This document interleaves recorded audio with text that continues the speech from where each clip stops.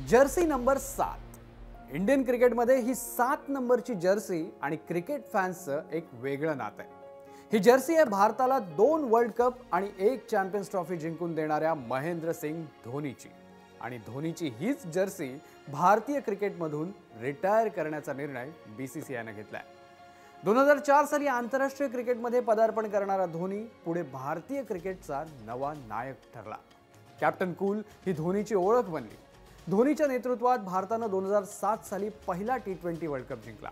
मग 2011 मध्ये कपिल देव यांच्यानंतर भारताला वन डे वर्ल्ड कप जिंकून देणारा तो दुसरा कॅप्टन ठरला।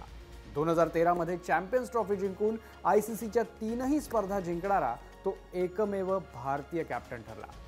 IPL मध्येही त्याने चेन्नई सुपर किंग्सला 5 वेळा जिंकून दिलाय।